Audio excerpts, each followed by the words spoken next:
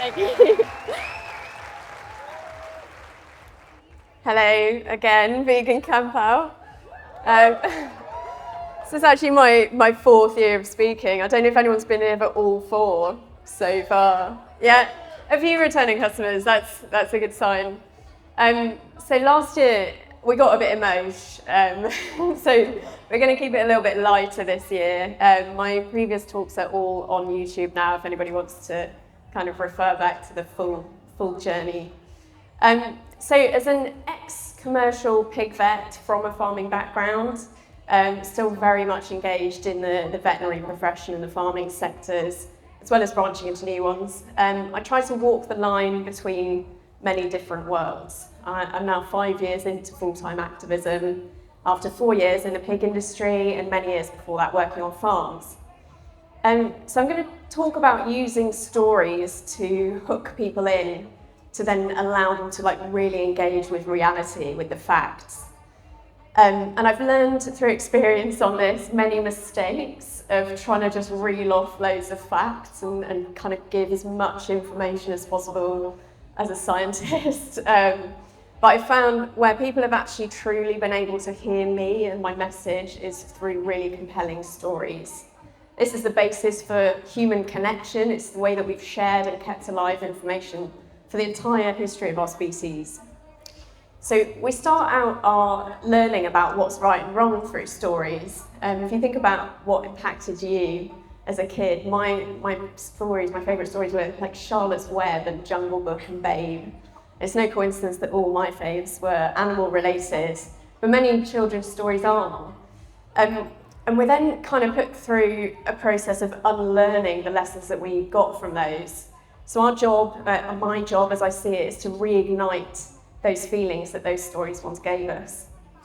So I'm mostly going to be telling stories today, sharing snippets of stories to pick out key elements of storytelling that I think help them to land. So firstly and simply, who is our audience? It's mostly non-vegans, so unless we're sharing specifically information for each other and inspiration, we're aiming to reach people who are not yet vegan. Tempting as it is to challenge those in complete opposition, we really want to capture the people that are nearly there first, so the next circle out from veganism, those that are already kind of invested already in a related aspect, so like animal lovers, environmentalists, human rights activists. And this will create a ripple effect and make it inevitable that those people on the opposite pole, the kind of outer circle, the constipated carnivores, will eventually be swept up along, whether they like it or not. So the first thing to ascertain is what makes your audience tick. Sorry, is the mic too close? Can someone just... Too close? Can you still hear if I hold it here? Okay, sorry about that. Yeah, the first thing to ascertain is what makes your audience tick. And each of us will have a completely unique set of people around us that's really important, with all different values, perspectives, interests. And it's really important that we give people space to share those with us, so that then what we say can have an impact. We have endless arguments, don't we, as vegans, at our fingertips, but we can't cover everything in one go, agonising as that is. So we need to consider what's going to touch them specifically. So a couple of weeks ago, I spoke at the Badger Trust symposium, which was wonderful, a new audience for me. It was off the back of a short speech that I gave at a protest the year before. And the bits of my story that I picked to share, they're obviously 100% true every time, but they're tailored specifically to the audience in question. So this group were obviously very focused on nature and badgers. So I began that talk with taking them back to the start of my journey with nature, so that I could eventually, through the process of the talk, bring them to the conclusion that I have about animal farming's impact on nature. As a wee one, I was obsessed with nature. I had the full complement of beetle, bug and bird books. My favourite ever gift was a microscope, and I would spend entire days in my garden sitting perfectly still, waiting for butterflies and dragonflies to land on my hand. My garden now, well, to my grandpa, the farmer born in 1930 and a keen gardener, a hellscape. But to the bugs, heaven, or at least it should be. I'm not hearing the electric buzz of life this year, and I wonder if anyone else is having difficulty finding bees and butterflies on plants that would ordinarily be covered in them, and if anyone else is scared by that. It feels like it's going very quickly. On a normal trajectory, we would expect 9 species extinctions since 1900, and a conservative estimate puts it at 468. So we want to kind of pepper in facts and stats to back up what we're saying, but they need to be within a meaningful context and add to the story to help create an overall picture. I don't know about you, but I am perpetually overwhelmed by the scale of the problems that animals, people and planet face. And what overwhelm doesn't do is spur me into action, puts me into a bit of a freeze response actually. So let's just bear that in mind as we think about our stories. What we're saying needs to have some element of novelty for interest and shock to kind of light that spark that will eventually become action within them, but not so much shock that they completely shut down. So hold and emphasise the key point, but then move them on, keep the journey going. It's important that we recognise our own limitations as well and defer to experts where appropriate. So in that Badger Trust talk, I spoke of my visit to Dunsany Estate in Ireland, and I checked in with the owner, Randall Plunkett, beforehand to share his story. The deer knocking back invasive species in his woodland and allowing native saplings to grow, which is contrary to the narrative that we're told about population control. And where areas historically grazed by sheep on his land have not yet recovered after 10 years, there's a really stark delineation between the abundant wildflower meadows and the dead kind of thistle area where the sheep were. And Randall's a really convincing source on rewilding, which is the key solution for nature's of badger, the key solution for what these people cared about. He can easily be looked up, and my own experience there allowed me to share the really vivid imagery of recovery of nature there. I had the pleasure then of visiting the sanctuary on the same day that I gave that Badger Trust talk. I gave a talk on pigs to celebrate the 3-year anniversary of mummy pig Matilda escaping a farm to give birth and to look after her babies as nature intended for as long as nature intended. Being taken from their mothers at 3 to 4 weeks old on farms compared to the natural weaning that would take place over months, up to 8 months in the wild, is such a stressful event for piglets that they can simply not eat for up to 3 days after weaning. Needless to say, many of them die or become sick as they're left susceptible to diseases like E. coli, salmonella and bacterial meningitis. So many die. In fact, 46,000 pigs are dying every week on British pig farms. So on the farm, so not those that actually make it to slaughter at 6 months or indeed any of the breeding herd, 46,000 a week. In this moment of weaning, staff come in early to kind of rush through it before the normal tasks of the day.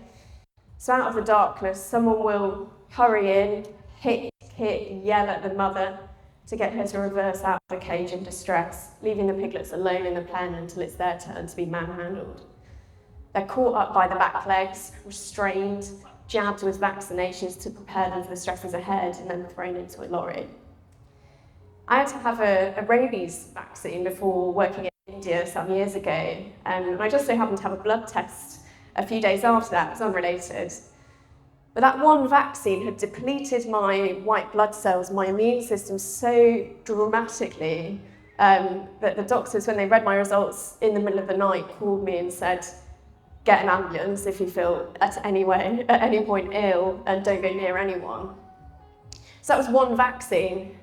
Piglets and many other farmed animals are jabbed with a whole handful, often all at once at this already very stressful weaning period that often results in having to blanket treat with antibiotics to stop them from dying in even greater numbers. So you can see how this story, this journey might continue on from there. Sharing stories of individual animals helps people re-engage with the magic of animals and can be used to demonstrate the plight of them all. So we talked a lot about Matilda at the Surge Sanctuary, And we met her and her babies, just the most gentle creatures.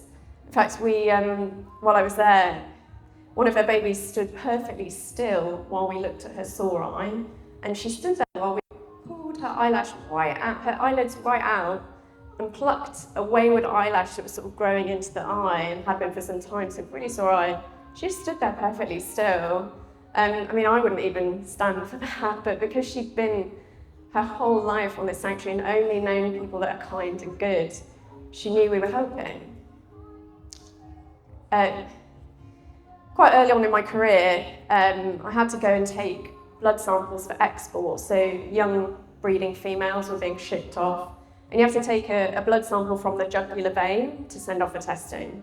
And to do that, you have someone put them on a snare, or sometimes it's called a snatch. I don't know if anyone's ever seen those things, but it's basically like a loop of metal wire that you put into their mouth over the snout, and then you pull it tight. So it's really horrible. It really like cuts into the lips and gum. And the idea is that they pull back and go rigid so that you can kind of do anything you want with them. But unsurprisingly, they scream. So in this pen, as soon as we caught one girl on the snare, the entire was crouching down, trying to kind of really accurately get a huge needle into this girl's neck. But they were really clever. They would go for my arm, but not the needle. So the arm that I was trying to get her with, but not spiking themselves on the needle. And they were going for my head, my face. And then one kind of latched onto my thigh as I was crouching down. It felt like my leg was going to snap. I ended up with the most impressive bruise you've ever seen. But I sort of just sat through it because I didn't want to look like a wettie in front of the farmer, but also, who can blame her? I just sort of let it happen. And I love to talk about pigs. That's obviously my area where I can be most powerful. Their intelligence, their empathy, social needs, emotional complexities, the incredible modes of communication they have that people can really relate to, and their natural behaviours. So Matilda, as Serge, did what came naturally to her, and she moved away from the herd to give birth. They like isolation for this part, and they can go searching for the perfect spot for days on end and up to miles at a time.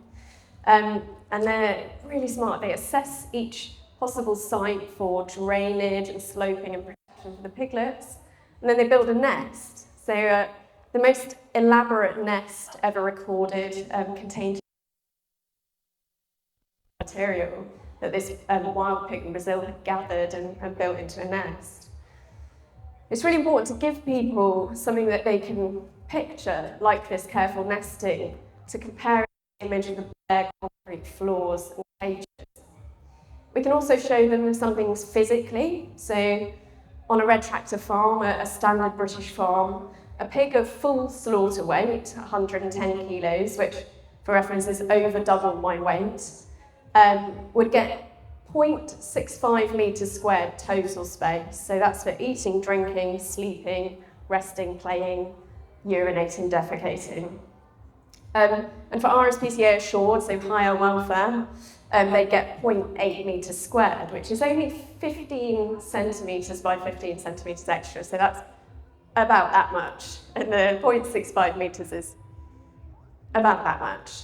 So you can actually, like, if you're out doing outreach, you can take that out on the floor and get people to stand in the boxes that correspond to their weight so that they can really get a sense of the kind of cramped, uncomfortable space. We have a huge array of stories at our disposal that invoke the senses beyond painting a visual picture.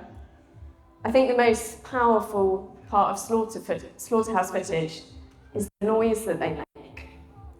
I can talk about the sound of grinding teeth of a pig in pain, the burning stench of ammonia in farms. I can talk about the effects of that on me, so my eyes, my nose, my lungs, to help us to consider how a pig with a nose 2,000 times more sensitive than our own might be experiencing that atmosphere.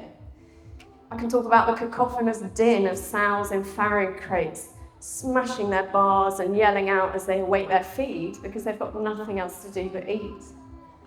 The freezing cold pig, deep in shock as his intestines spill out onto the straw from a ruptured hernia, and the silence of the one who's given up. In Pignorant, we see Joey and Tarian opening up the big metal bins full of dead pigs, and they're retching, they're physically retching, and we can see the maggots and the rotting bodies. From their reaction, you can almost smell it through the screen. I would occasionally kind of have to fish through these dead bins to gather up bodies for post-mortem inspection.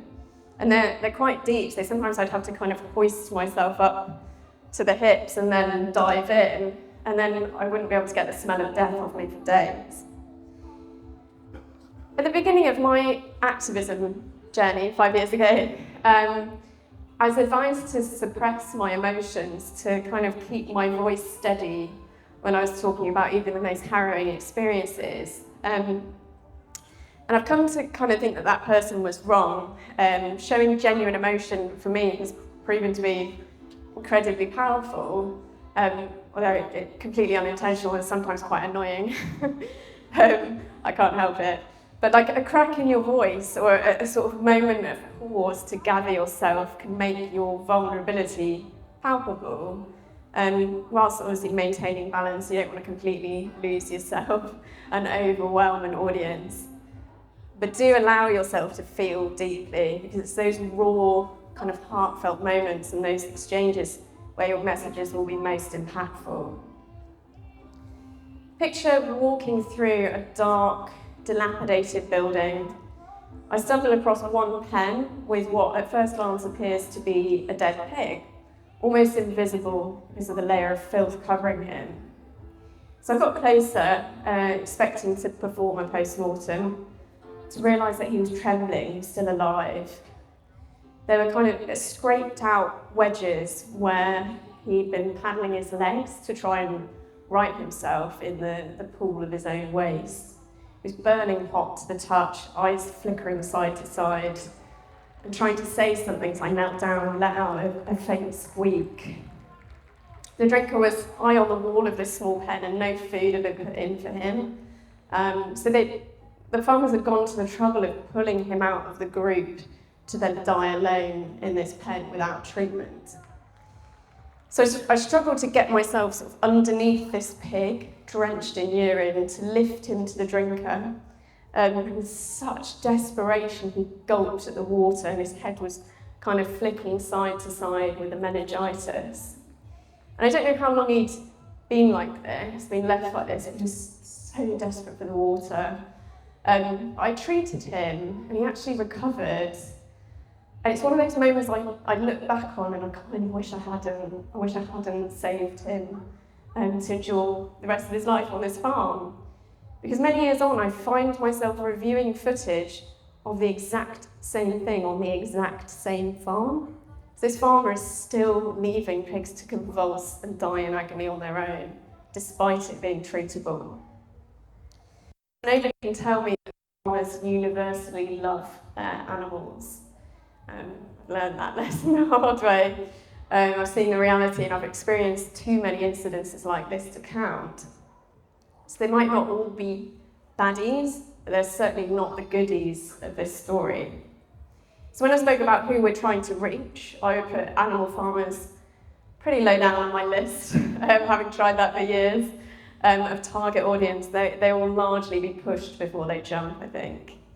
Further evidence of that, last year, AHDB Pork, which is like the levy body for the pig industry, acted on clear messages from levy payers to focus on marketing, exports and reputation. So they've actually pulled funding from health and welfare. They've stopped funding their pig health scheme, which was like monitoring for health at abattoirs, and the real welfare outcomes scheme, meaning Red Tractor can no longer require vets to do any sort of objective welfare assessment on farms. It's incredible that they feel confident in publishing that, actually. Anyway, back to the stories. Suffice to say, we have a slight attention span issue, myself included. So if you're creating like long-form stories, maybe a film, using intrigue or drawing out a conclusion into parts across and adding a bit of jeopardy, like Dan and Joey did in Pignorant, can really get people to tune in and then stay tuned in. Having people question things for themselves at key moments helps solidify concepts in their mind. A conversation I remember so clearly from my pig work was a eureka moment for a farmer who was repeatedly failing to muck out his pigs. He didn't understand why we're being so picky about it, but was also wondering why they weren't performing well, and he was spending so much on medication. So my colleague sort of bluntly, with a bit of a wry smile, just asked, "Oh, why don't you start shitting all over your kitchen and bedroom and see how quickly you get sick?" And that did it, that clicked. So offering these kind of simple reflections and questions can allow something to suddenly click if you put it in a context that means something to them. So Lucy Watson, who's on later, calmly asking a turkey farmer on This Morning to describe what he means by ethical farming, humane slaughter, and out of interest how exactly they kill the turkeys, allowing him to answer and then simply ending with, "Okay," was a perfect example of why we don't actually need to over-explain things or tell people that this is bad, because they will draw those conclusions themselves. And if they kind of come to it themselves, it's more likely to stay with them as a value. This happened last year. I don't know why every time. Once again, failed to staple them together because I like to live life on the edge. Don't know where I am, give me a moment. I've ended talks previously with something like, if you only take one thing away from this talk, let it be this. And then kind of given the final emphasis, the absolute epitome of the issue and its key solution for them. So point out problems, but if you can, also provide hope and solutions. Leave people feeling inspired and equipped to act. So for example, if these people are ready for making that first step towards taking personal responsibility for their impact, talk about manufacturers supplying what consumers consume. We are all consumers. Of course, we know that systemic change is needed, governments and corporates are culpable, but don't let that stop them from doing the right thing. Don't ever let people get lost in that narrative becoming too much. Those profiting want us to think that these problems are insurmountable by the average person, but we are 65 million average people in Britain, and as a result of what we do, many more people are making the choice to be vegan. So don't ever let anyone think that they're insignificant. Take care not to undervalue a small audience. One person can change the world and you might very well be speaking to them. And the way that we say things in that respect is as crucial as what we're saying. So there's an art to being absolutely clear in your position, unapologetic, definitive, without compromising the opportunity to meet someone where they're at and making people feel heard with your patience and humility. Reflecting on your own journey and moments of inspiration can find common ground. By sharing relatable stories and being ready to adapt, we can effectively connect with and inspire a broader audience. Because of the stories that I told my mum and my grandma from my farm work, and by being absolutely clear about what it was doing to me as the person that they care about, they're now vegan. So my gran went vegan at 18. Woo! Gran's now an absolute powerhouse environmental activist at heart with incredible skills in the kitchen. My mum is so cutthroat with her friends about animal rights. I'm incredibly proud of them. Good one. My grandpa, I always talk about my grandpa in these talks because he was a farmer, so he farmed beef cows, turkeys and pigs. He's about as non-vegan as you can get, very much still within the farming community. I learn a great deal from him, and I have done throughout my life, because I just talk to him normally, with curiosity, respect, honesty. I ask him questions, and I share my views authentically. So he's proud of me, rather than wishing he'd gone for a vasectomy after that second daughter. He told me repeatedly not to be the one to put my head above the parapet. He was worried for me, but I think he's now quite impressed that I did, and he's seeing the effects that I'm having. So he's open to watching all the films that I'm in because I haven't alienated him, and he embraces eating only vegan food when we're together. I get through the wildly stressful moments of addressing a partially hostile audience by just sort of telling myself that I live for it. You've got to like really hype yourself up sometimes and dig down into why you're there in these difficult situations sometimes. So at pig vet conferences, I still attend every time. My heart is absolutely pounding and I'm sweating and my leg is going. But I just keep telling myself over and over, do it for the pigs. Like if I don't stand up and say something, I know that nobody else will. And I'm like,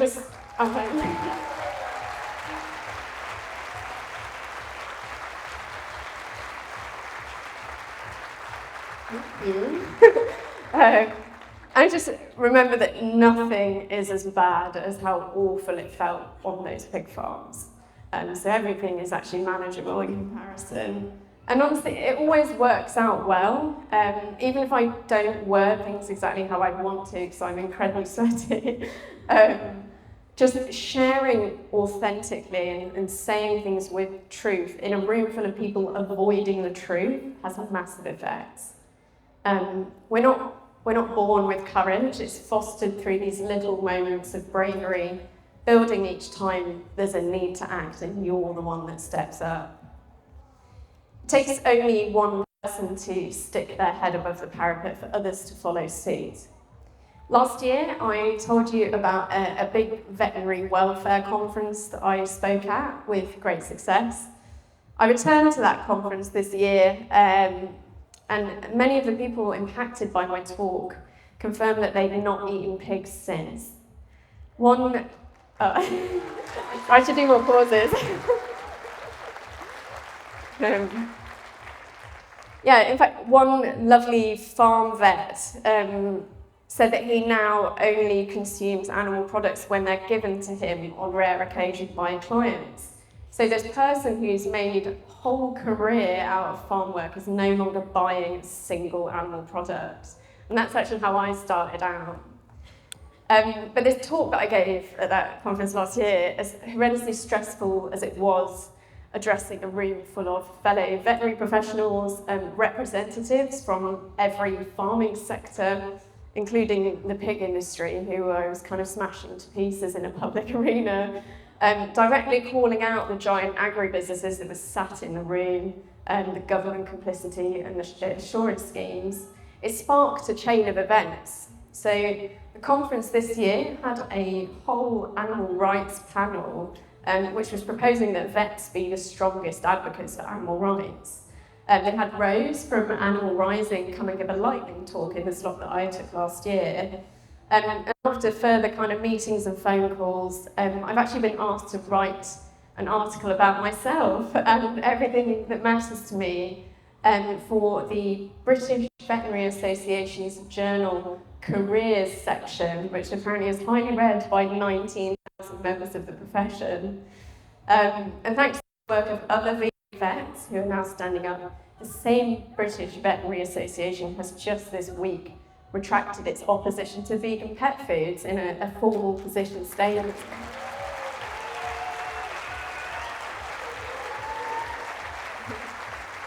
I don't take credit for that one. That was mostly Professor Andrew Knight, who might be here next year. But to conclude on the storytelling, a story that appeals solely to the head, so the facts, the intellect, risks becoming dry and forgotten. The heart breathes life into the structure crafted by the head, emotion, painting these vivid pictures, evoking feelings, really allows a story to stay with someone. So get out there and experience life. That's the best advice I can give you. Seek out new things to do, new places, new people. Things are just far too urgent for us to stay in this lovely bubble that we've created for ourselves. And we've really got to kind of entice people in and not make them feel bad about themselves. And on that, I would highly recommend going and watching The Happy Pair tomorrow. They're very good at being joyful and bringing people in. But it's my experience that taking one opportunity for a conversation or giving a talk always leads to another, to new people, new opportunities, an extended reach, essentially. So let's support each other in this, collaborate as much as we can to do the absolute best we can for a movement, as a movement for animals.